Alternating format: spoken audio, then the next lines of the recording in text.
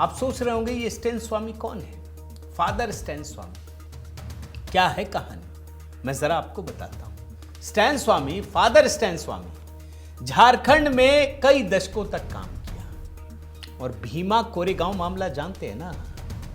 इसी मामले में 2020 में एल्गार परिषद माओवादी संबंध मामले में इनको यूएपीए के तहत एनआईए ने गिरफ्तार किया। एनआईए, नेशनल इन्वेस्टिगेटिव एजेंसी, सोचिए, राष्ट्र विरोधी धाराओं में ये सबसे उम्रदराज कैदी थे उस समय, 84 साल के, और पार्किंसन बीमारी से जूझते हुए जेल में स्वास्थ्य बिगड़ने के कारण 2021 में उनकी हिरासत में मौत हो गई और इनकी मौत के बाद इनके लिए एक स्तंभ बनाने की इजाजत दी गई। हाईकोर्ट ने ही दिया था। इसी मामले को वो बोल रहे हैं जस्टिस स्वामीनाथन कि जो विवादास्पद है, जिसको देश विरोधी गतिविधियों के लिए गिरफ्तार किया गया, उसकी याद में तो बन सकता है, और जो हमारे राष्ट्र नायक हैं उसके खिलाफ इजाजत लेनी पड़ती है। जस्टिस स्वामीनाथन ने क्या कहा और क्या है पूरे मामले को समझिए दोस्तों।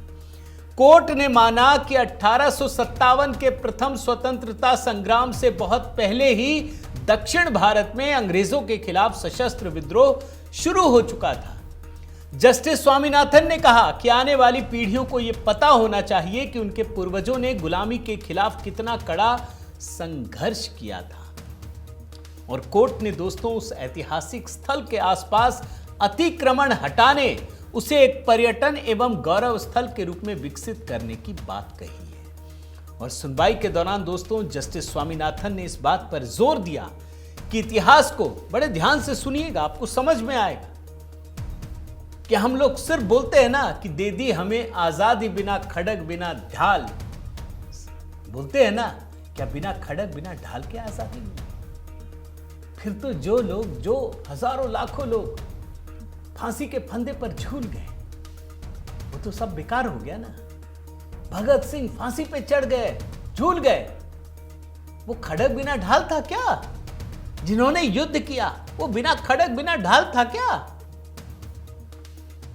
सिर्फ चुनिंदा लोगों को स्वतंत्रता संग्राम के लिए स्थापित कर देना और लाखों लोगों को भूल जाना, यह हो रहा है। जस्टिस स्वामीनाथन इस बात पर जोर देते हैं, इतिहास को केवल विजेता के नजरिए से नहीं बल्कि बलिदान देने वालों के नजरिए से भी देखा जाना चाहिए। उन्होंने दुख जताया, कितने बड़े बलिदान को इतिहास की किताबों में उचित स्थान नहीं मिला।